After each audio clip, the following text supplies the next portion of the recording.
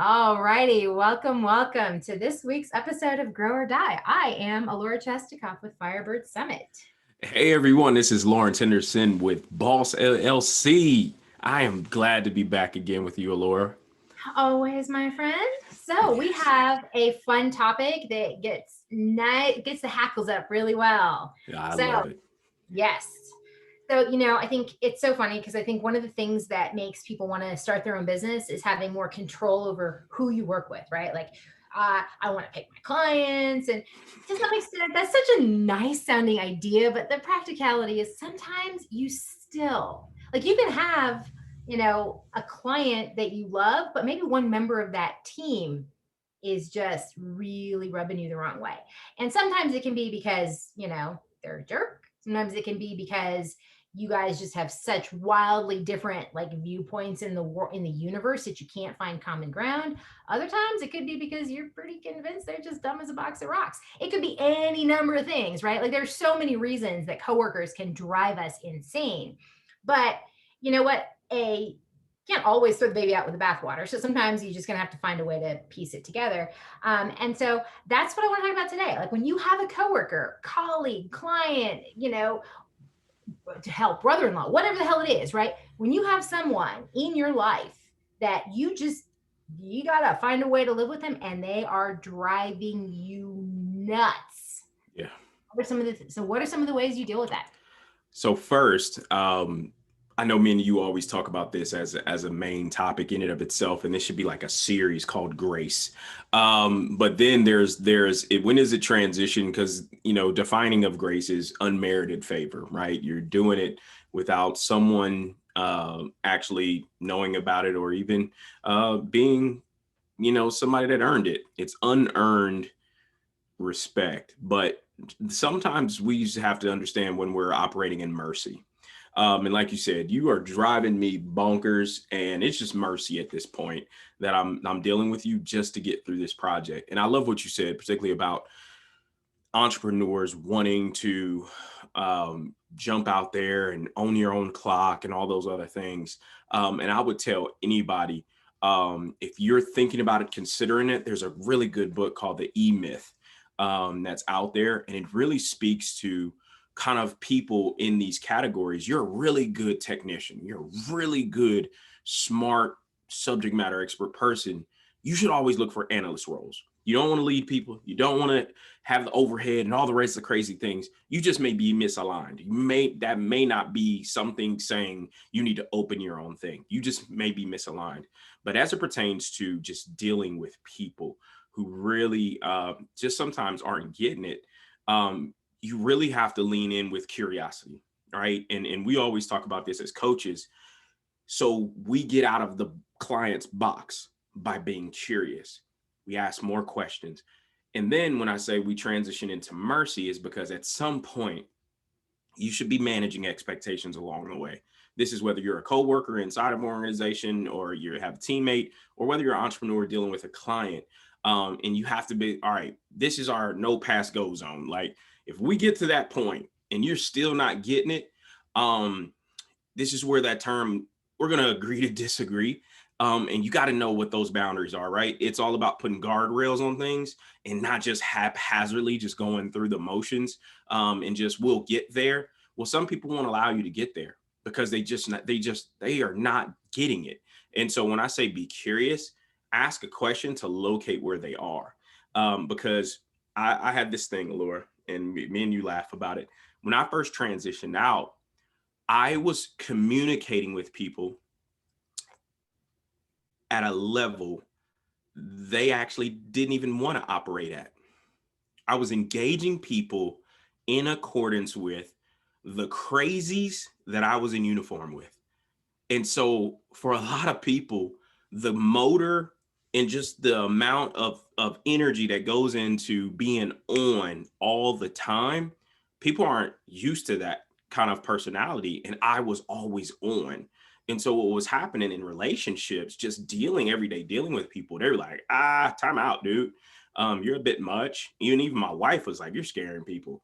Like you're ready to die for people. And you just met them. They're not there yet. And so that's the type of thing. And so you got to manage the expectation, locate people, but then engage from there. And particularly around this topic like this. So what are some things that you're rolling out? So it's funny that you go back to that, right? Because for me, you have to start with curiosity. I totally agree. Like, what is it that is it, and it's both for yourself and for the person, right? Because the old marketing adage, know your audience, is super important when it comes to communication. Like, as far as I'm concerned, that should be something that everybody gets taught in school. You should not be allowed, like, every single student should have to take, the same presentation and recraft it for a different audience to make sure they're understanding how to sit in their audience's shoes. So yes, I totally absolutely agree. You have to ask the question about, okay, what's going on here? What is it that they're seeing? Where are they coming from? But then the other piece is, what is it about them that is triggering me? And this one is, I think, where, when it comes down to it, you can only do so much about dealing with someone else. And yes, ultimately, to your point, grace may be where you have to end up. But I think that the question that has been, especially because, you and I can both be hotheads. You and I both like to believe that we're usually right. There's a lot of reasons. And you and I both operate sometimes at a level of intensity that overwhelms other people. So one of the things that I find for me that happens is that when I get angry, my temper scares other people. And I don't mean it's for me, it's like, a 2 out of 10. And they look at it and like, holy shit, she's at like 14. And I'm like, dude, you want to see me at 14? Because this ain't nothing compared to what that is.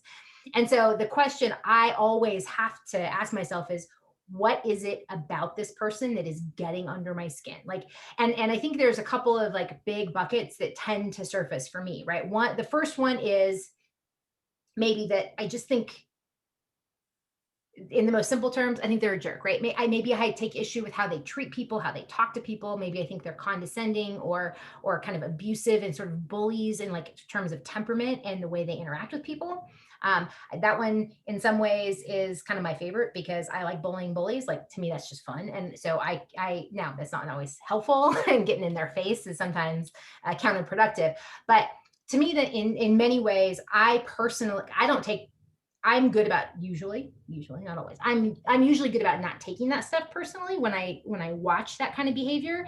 Um, it does get my back up, and I do have a hard time like not reacting to it eventually. But I find it easier for myself to be more strategic in how I am picking my battles and waiting until I have the right opportunity, and striking in a way that can, hopefully level things out. Otherwise, I have learned when I can't do that, then we're back to, what? That is who that is, and I don't have to get emotionally invested in that. So for me, that there's that category. So how do you handle like that category? Yeah. You know what? What's coming up for me as you talk about that, just timing of conversations and when we have them, right? Like that's really what's coming up for me. Like, particularly when like we have to have this conversation. And one thing is, and I love having conversations with you because we're not ruminators. Like, we're not a person that needs to walk away and just need to ponder a bit and I just really need to process. No, I'm gonna ask. And then my curiosity says, what's coming up for me, my intuition says you were trying to be disrespectful. I'm just gonna be just being curious. Were you? Like, I'm just gonna ask. Like, I'm not, it's not gonna take me an hour, it's not gonna take me 2 minutes to ask that question. But what happens a lot of times is, if I think people haven't practiced conflict, right? There's two modes. You either fight or you flee. And I think what we're encountering as adults more than often, like, people really didn't account for how just anxious, like their flight response, like how strong their flight response was. And what causes people to go, they ruminate, and then when they finally get up the courage to have the conversation, we really it by the like it's over for me. It's processed. And so what I believe in, when we start having these types of conversations, particularly in this charged reality we all live in today, particularly as you talking about race in the workplace, and we talk about being civil in the workplace with each other, not allowing time to pass. Like, I get it. You need to process your feelings, your emotions, but hey, try communicating like a human being and an adult with someone. If you really just need to know, like, hey, Alora, did you mean to, like, I see you were agitated, but was that at me? Like, were you directing all of that crazy at me? And like, really just be curious and then help me understand, like, what did I do that caused you to react in that manner, but not a month later? Like that, like, I think that's the thing, right? It's like timing is Yeah. everything. No, I think that's super important, right? Because you and I are both extroverts, right? So like, well, and neither one of us is even remotely bashful about potentially creating awkward moments in any number of situations. So it wouldn't be a big deal. Now, my biggest thing is usually like I'll think of like the really perfect comeback like 2 hours later, and that makes me crazy. So sometimes if I don't feel like I have like the best possible response in the moment, I might sit on it and wait. But at the same time, I totally get like I'm surrounded by introverts in my life, right? And an introvert might need to walk away and be like, that sucked, man. And have to kind of work through that. Fine. But you know what? The next day, but you have to come back right away, right? Because it's like, and I hate to use this analogy, but it's like training a dog, right? Dog pees on the floor. You can't punish him a week later. That doesn't work. Like you have to actually make sure that the behavior and the reaction are coupled together enough so that they can actually start understanding. Now, having said that, if someone is simply a bully, that's not necessarily going to stop them. But the part of the bullying part, and the reason that actually for me, in many ways, bullies are the easiest ones to deal with, is that really bullies only pick on people who don't pick back. And my dad taught me when I was really young. There is when you're a girl in a playground and an older boy is picking on you. I mean, I think I was 7. My dad said, "You know what you do? You walk up to him really casually and you punch him in the nose." My dad taught me that as a 7-year-old, right? And the thing was, it's kind of like the ultimate, Marty McFly lesson at the end of Back to the Future. Once you learn that a bully is only going to pick on you until you stand up for yourself, it makes it much easier. And I'm not saying that you always hit somebody in the nose, because clearly that's not the way to handle most situations. But again, bullies pick on people they feel are going to put up with being picked on. So if that's what the person's MO is, sometimes they're just testing the waters and trying to see how far they can push you. And if you're just going to be a reed and blow over, or if you're going to stand back up and be like, yo, I don't know what the hell crawled up your nose today, but I'm not your punching bag, and I'm definitely not going to put up with that in front of a meeting. So you got a problem with me, take it up with me offline and we'll work it out. But Yeah. next time you do that, I'm going to call you out in front of everyone. I'm not here to do that. Yeah, no, and it's funny. And so one of the techniques, and again, I love when I see these little different memes or something like the professional clapback, and different things like that as it pertains to communication. But one in particular, person Buck that I work with, as we talk about doing diversity work and all these other things, he's implemented like the permission to say "ouch." Like, even for the introvert or anybody else like that, like, just throw out a timely ouch, like, in the moment. No other words have to be said. Just somebody said just what you said. Like, you go in there like, ouch, I like that. and So, just drop yeah. it. Yeah. And Well, you know what's funny? You know what's funny? Puppies do that with each other, right? yeah, Puppies, you ever see puppies wrestle, right? yeah, Sometimes they'll get really rough. yeah, And one of the biggest problems that people have with puppies who were taken from the litter too soon is that they didn't learn to recognize those cues. Puppies will exactly. wrestle, they'll bite each other, and then one of them will yelp. Yep, And the other ones learn that yelp is an indication that they went too far, and they learn to start exactly. modulating themselves. I love the ouch thing. It's just Yeah. a communication But technique. yes, and I love that we brought pets into this. Because literally it's the same thing. And again, I'm going to go down that road and say I always say we train people how to treat us. And it's that same Absolutely. thing, right? Absolutely. And Completely. if we never, and here's the thing about the diversity work, right? And I love this, particularly as it pertains to women and minorities and people of color. And they're like, oh, you have a high pain tolerance. What? What does that mean? What does that mean? Yeah.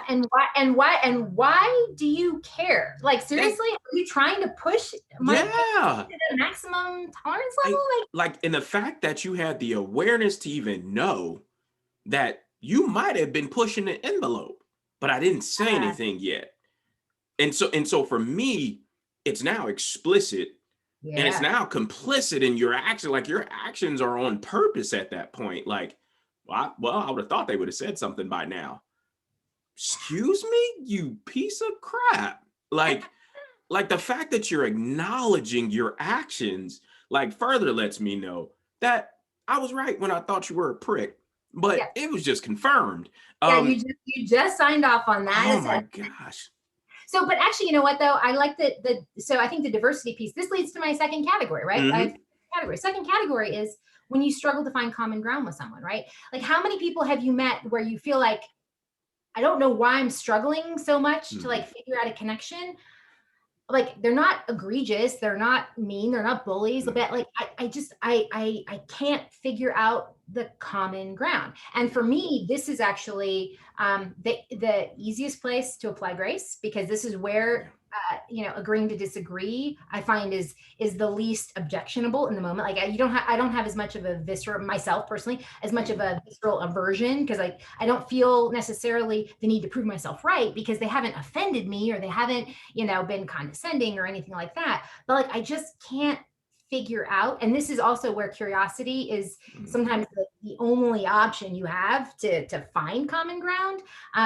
Because the no common ground thing, you're like, dude, are you from Mars? Like, I don't know where to go. Like, I can't figure out, and again, as extroverts, like we typically just assume we can have a conversation with anyone, right? But every once in a while, one of us will like find ourselves sitting down with someone and we can't figure out like how to make conversation with this person. The ones that are like, especially the monosyllabic ones, are like, yes, no, sure, okay, whatever. I'm like, that's like an extrovert's worst nightmare, when you're like trapped there like that, is trying to carry on a conversation with someone who just simply won't engage.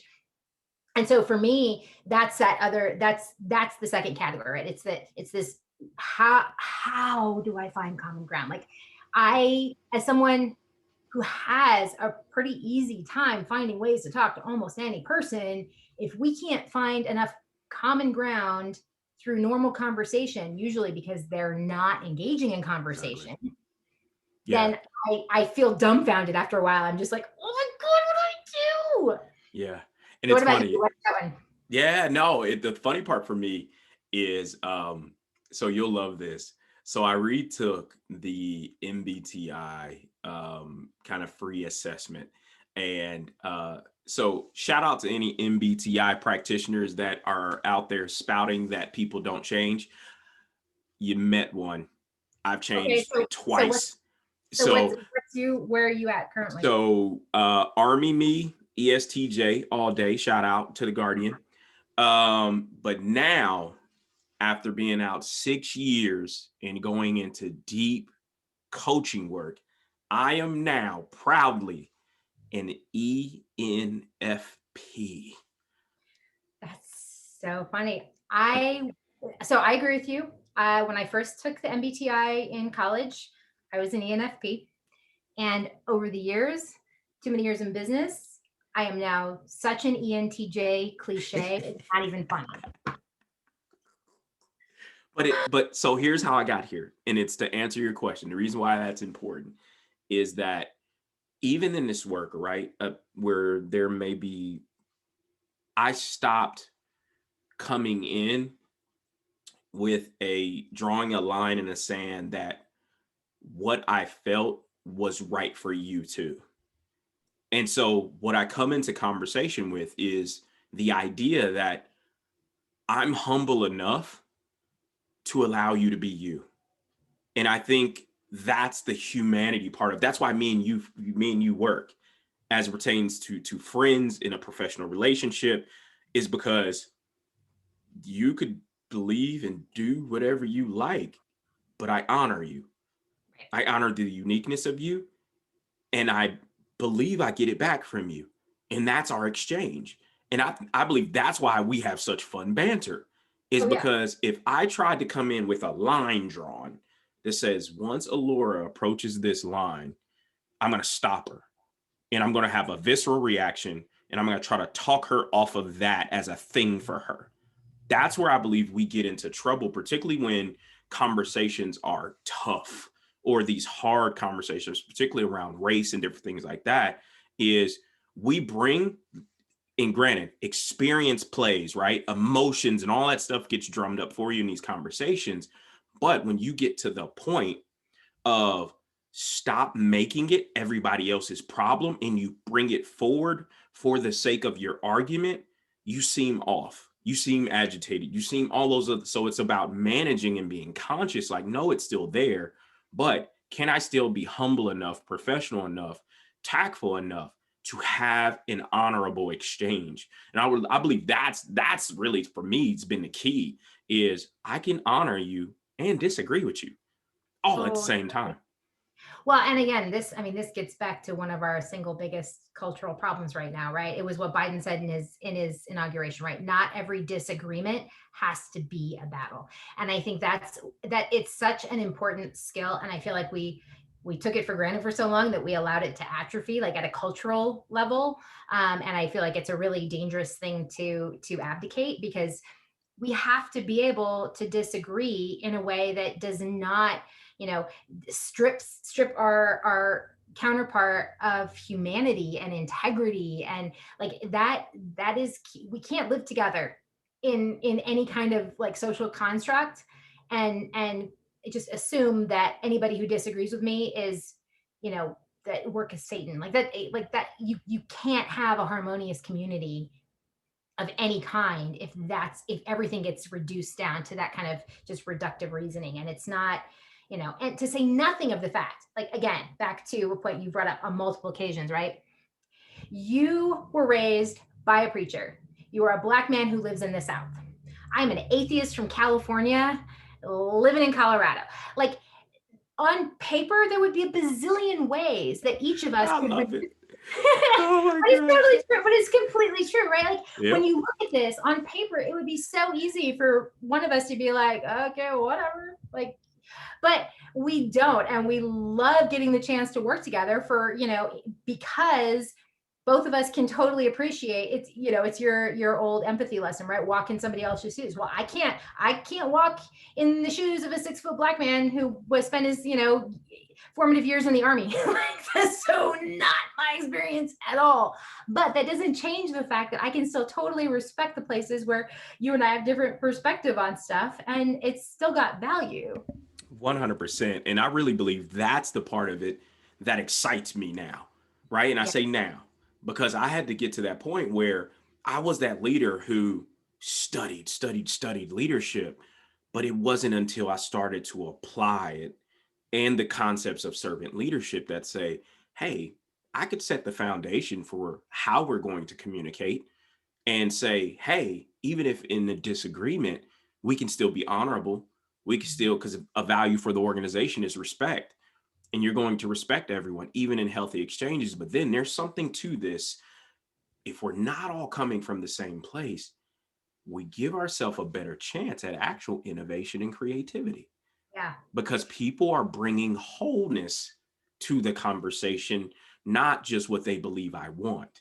And I believe a lot of organizations are getting shortchanged is because people are pulling the little wagons of work hurt into every single situation to where now it's like, I don't know if you've seen the movie Coming to America, but it's Mhm. like them going through the airport with all their royal luggage and talking about no one must know who we are. Like, I see your baggage. Like, you got stuff going on, and it's week one of you being a new hire, and you're already crying in your manager's office. Like, what is Well, happening?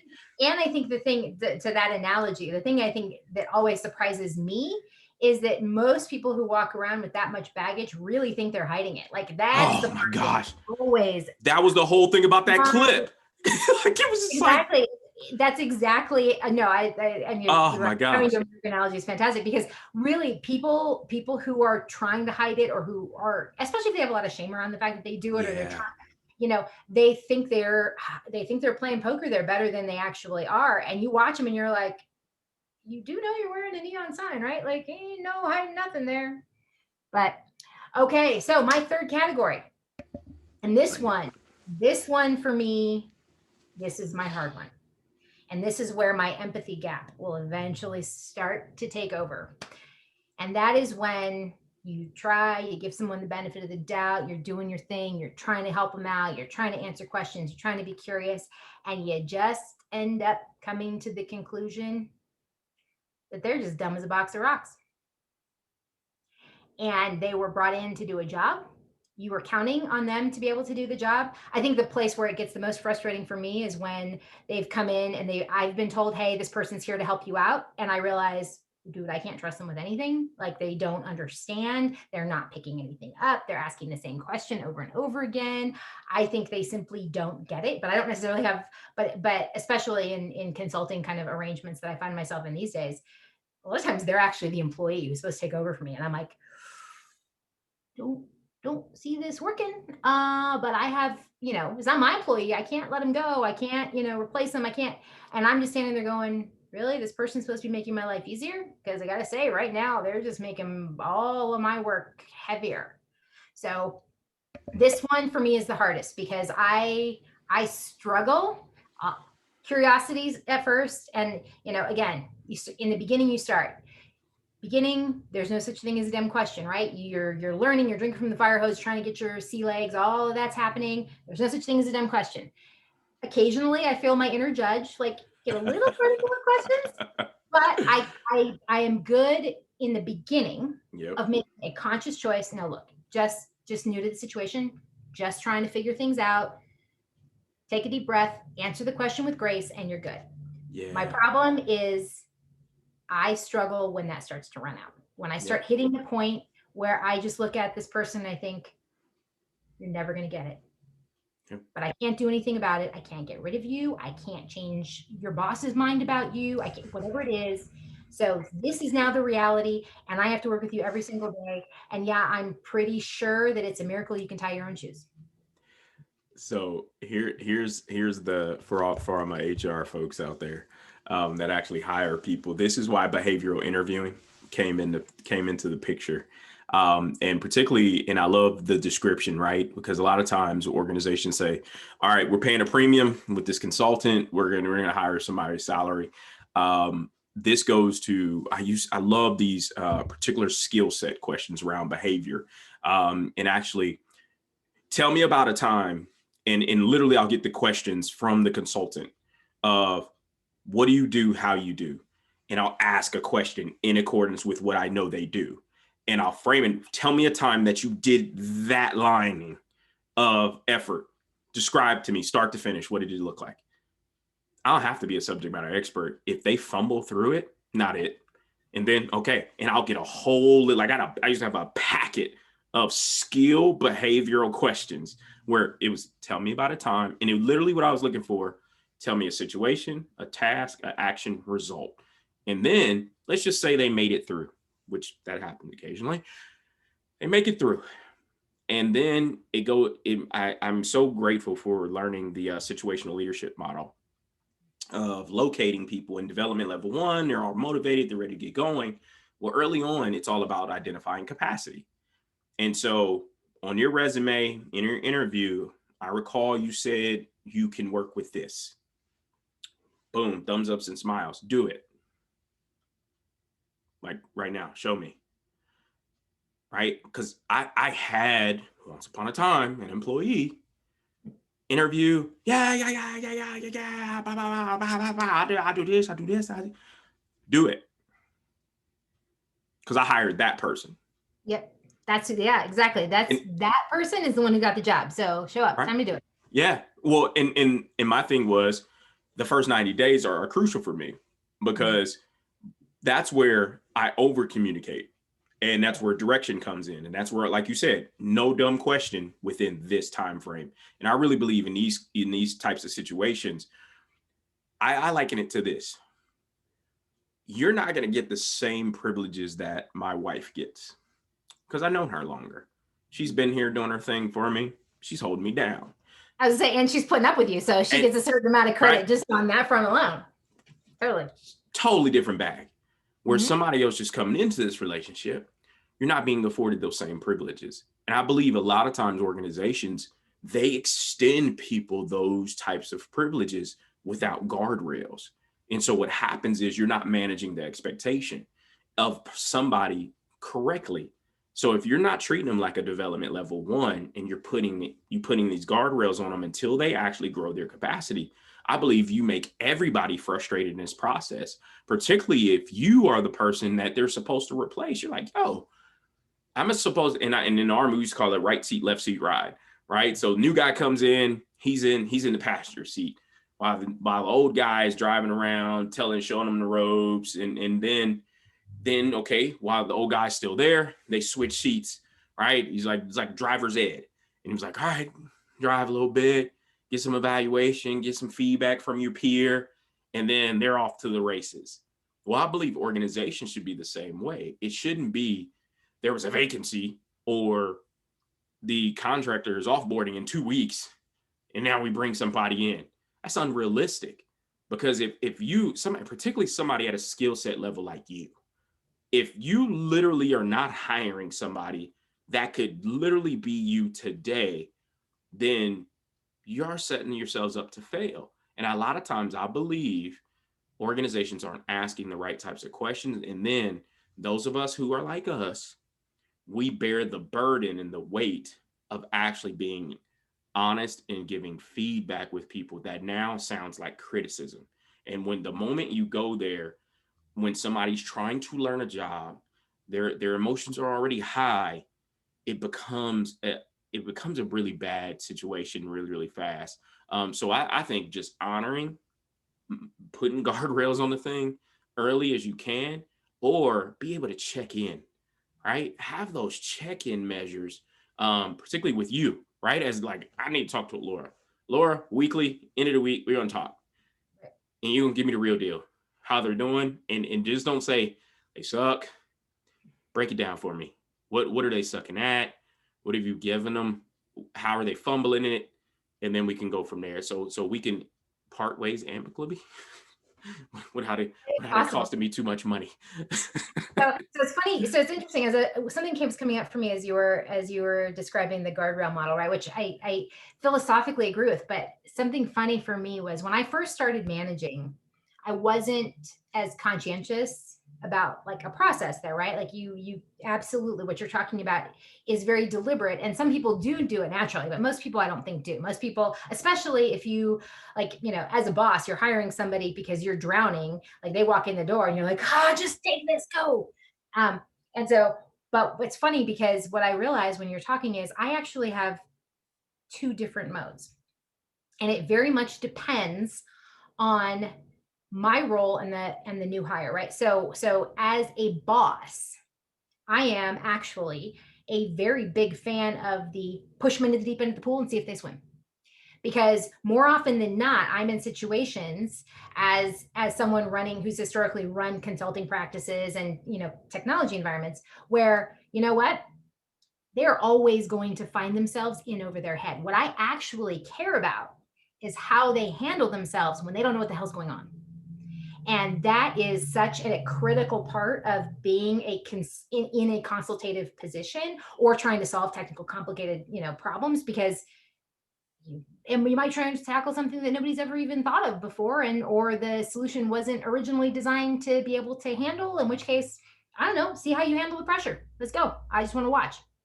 So it's funny that you mentioned that, because I hadn't really thought about it, because in those settings, I've actually cultivated a process now. In the early part of my career, I did it by accident. I was just like, oh shit, I'm overwhelmed, take it, go.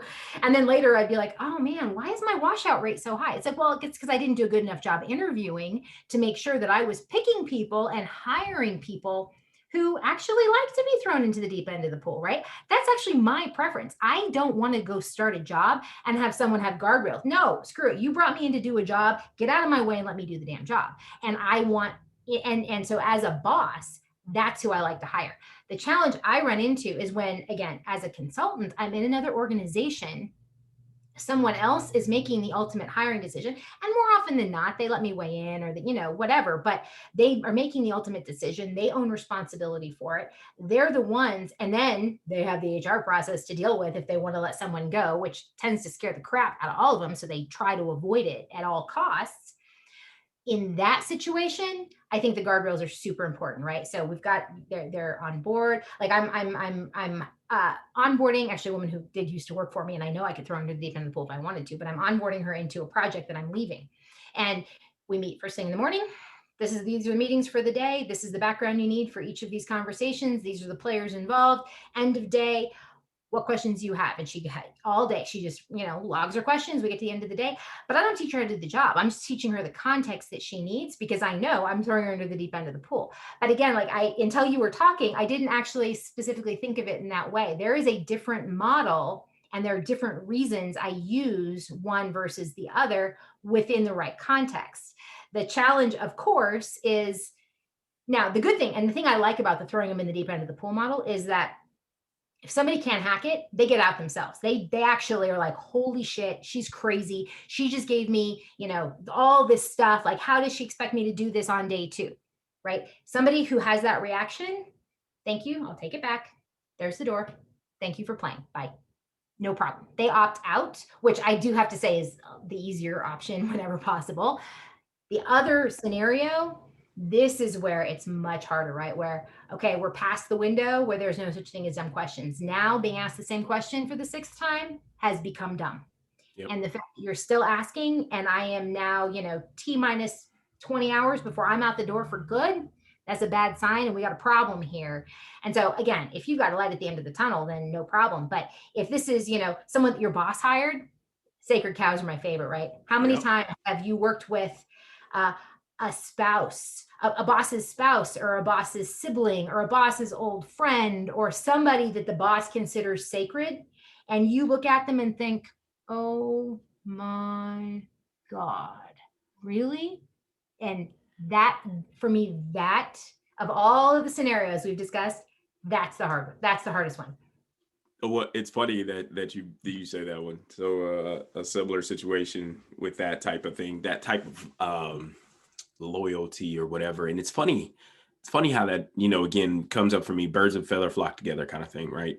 And I always tell people, if you keep around someone who is not actually adding value to the organization, that tells me all I need to know about you. And you're actually putting on, to me, you're actually a better actor than I thought. If you're still able to function, but you're still allowing this person the opportunity to continue doing what they're doing within the organization. And I'm always curious, right? This is when I turn into the conspiracy theorist person, when I see people like that still not being fired or getting what they've earned as it pertains to performance and different things like that. And I always ask my question, I'm like, they must know where the bodies are. That person knows where the bodies are. And I said, that's why they keep them around. They want to keep them close, and they allow that person to just bow out gracefully whenever they want to. And I really believe they know where the bodies are. And so can't prove it hilariously, so in my experience, I've seen this happen more where a spouse is actually the person who has what feels like a makeshift, like a make work job, or they are the bane of everyone else's existence, but everyone else goes around them. Yeah. So instead of the bodies, there are other snide comments that come up about why about that particular spouse's other talents and why they're actually there. But either way, it's still, to me, this is always the hardest one, and this is actually, I think, the one that we'll wrap on because we got to close things down for tonight. But I think, when it comes down to it, I think, those are 3 big categories. And I think, I think the vast majority of difficult coworker situations can kind of fall into one permutation of those 3 for the most part. But yes, I think it's not uncommon that different people have harder times with one or the other, right? And I think, again, back to what I was saying before, understanding why it's triggering you and which one is your trigger, which thing just makes you the craziest, is, I think, an important first step, because all of the downstream results are much more manageable if you can recognize your own triggers enough to stop yourself in the moment from doing or saying something regrettable. With the dumb as a box of rocks problem, I take a lot of deep breaths. I get up from my computer before I respond to emails a lot. There's a lot of stuff that I know to do, and it doesn't always keep me from, popping back or being sort of more judgmental in my responses than I intend to be. But again, if I didn't, but before I understood that that was really my trigger, I couldn't even do that reliably, right? So I think that to me has been an important lesson that I wish the 24-year-old version of me had understood a little better. Yeah, what always comes up for me when dealing with people like that, the Bad Boys 2 movie, when it's woosah, it's just in the moment, like really in that person's face, they see me rubbing on my earlobes. Yep. Oh my God. Exactly. It's kind of like the ouch thing, right? Yep, It's the cue that if they're paying attention, should actually tell them a great deal. exactly. Well, this was a good one. All righty, pal. Have a wonderful evening, and I will talk to you next week. All right, have a great one. Take care. Bye Bye bye. bye.